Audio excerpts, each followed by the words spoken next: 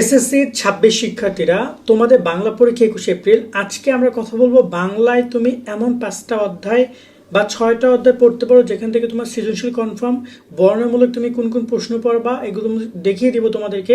তার সাথে বহু নির্বাচনী তোমাদের এই ফরম্যাটে বহু নির্বাচনীগুলো আসবে।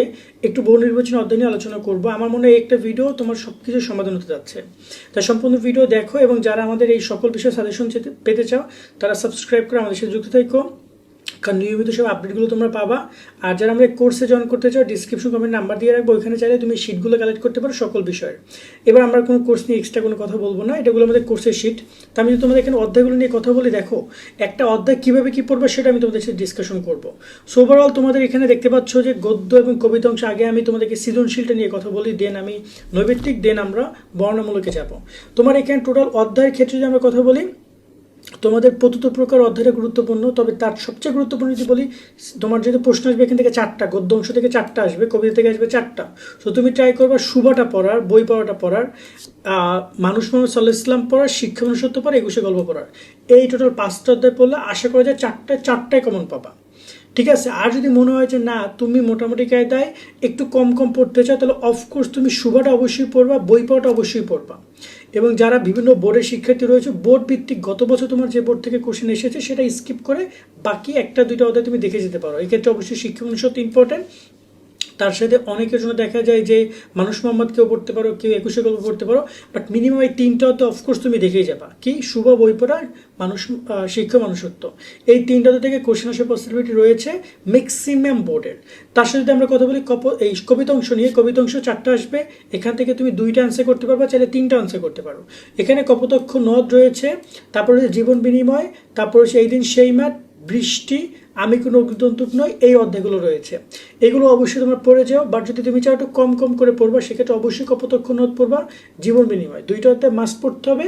আমি কোনো অগ্নিতন্তুক নই, এটা পড়ে যাবে। 3টা অধ্যায় মাস্ট পড়ে যাও, মাস্ট 3টা অধ্যায় পড়ে যাবা। তারপরে যদি সময় পাও বা ইচ্ছে করে তুমি এখানে বৃষ্টি, এই দিন সেই মাঠ ও বৈশাখ বা তোমাকে পাওয়ার জন্য স্বাধীনতা, এই অধ্যায়গুলো দেখে যেতে পারো যদি তুমি পারো। গত বছরে তোমার এইগুলো থেকে কোশ্চেন আসে, 2-1টা অধ্যায় স্কিপ করতে পারো যেগুলো থেকে কোশ্চেন এসেছে। ওকে, এইটা তোমার সৃজনশীলের পুরো পার্টটা গেল। এবং কোশ্চেনগুলো পড়ার ক্ষেত্রে যদি বলি, আমরা আমাদের শিটগুলোতে দিয়ে দিয়েছিলাম এই সৃজনশীলগুলো এভাবে দেখে দেখে পড়বা, যেগুলো 5 স্টার দেওয়া আছে। আমাদের কোর্সে প্রায় 1200-1300 স্টুডেন্ট আসো, 1500 মতো স্টুডেন্ট আসো, তোমরা এগুলো পড়বে। এবং এখানে এমসিকিউগুলো একটু পড়ার ক্ষেত্রে বুঝে শুনে পড়বা। এমসিকিউ নিয়ে একটু কথা বলি, এমসিকিউ থেকে প্রদত্ত প্রকার থেকে 2টা, শুভা থেকে 2টা, বইপড়া থেকে 2টা, আমাদের বইপড়া থেকে 2 থেকে 3টা, মানুষ মোহাম্মদ সাল্লাল্লাহু আলাইহি সাল্লাম আর নিম গাছ থেকে 1 থেকে 2টা, শিক্ষা মনুষ্য থেকে 2 থেকে 3টা, এগুলো থেকে 1 থেকে 2টা পর্যন্ত এমসিকিউ আসতে পারে। মূলত এখান থেকে তোমার 15টা এমসিকিউ আসবে, এখান থেকে 15টা এমসিকিউ আসবে। এবং এখানে তোমাকে পাওয়ার জন্য স্বাধীনতা, কপোতক্ষ নদ, এই দিন সেই মাঠ, এগুলো কিন্তু এমসিকিউর জন্য, অগ্নিতন্তুক নয়, এগুলো কিন্তু এমসিকিউর জন্য অনেক বেশি গুরুত্বপূর্ণ। 3টা পর্যন্ত এমসিকিউ এখান থেকে কমন পেতে পারো। তাই যখন তুমি পড়বা তখন এমসিকিউগুলো ট্রাই করবে বিগত সালগুলোকে বেশি পড়ার জন্য। আমি তোমাকে বিগত সাল দেখাই, যে শুভ থেকে বিগত সাল দেখাচ্ছি। শুভ এই যে দেখতে পাচ্ছ বিগত সাল এসেছে 24, 25, 21, মানে গত 10 বছরের কোশ্চেনগুলো দেখে যাবা। গত 10 বছরের কোশ্চেনগুলো দেখে গেলে তোমার মোটামুটি কাজে আর টেনশন করতে হবে না, কারণ ওইগুলো থেকে ইনশাল্লাহ তোমাদের এমসিকিউ কমন পাবে বেশ ভালো একটা অংশ। তবে নতুন এমসিকিউ থাকবে পরীক্ষায়, তাই অধ্যায়ভিত্তিক এমসিকিউগুলো বেশ ভালো করে দেখে যাবা। একটা অধ্যায় পড়লে তার পুরোটা পড়ার চেষ্টা করবা। তো এইভাবে তোমরা প্রত্যেকটা অধ্যায় পড়বা। আর আমি যদি তোমাদের কথা বলি, একদম সবার শেষের দিকে আমরা কথা বলবো তোমাদের বর্ণমূলক প্রশ্ন নিয়ে। বর্ণমূলক প্রশ্নতে তোমরা জানো উপন্যাস থেকে তোমাদের টোটাল 4টা কোশ্চেন আসবে, 2টা অ্যান্সার করতে পারবা। তোমাদের এখানে থাকবে মূলত এই যে 3 মার্কের জন্য, এটাকে বলা হয় ক অংশ, এটা খ, এই 2টা মিলিয়ে তোমার একটা কোশ্চেন থাকবে।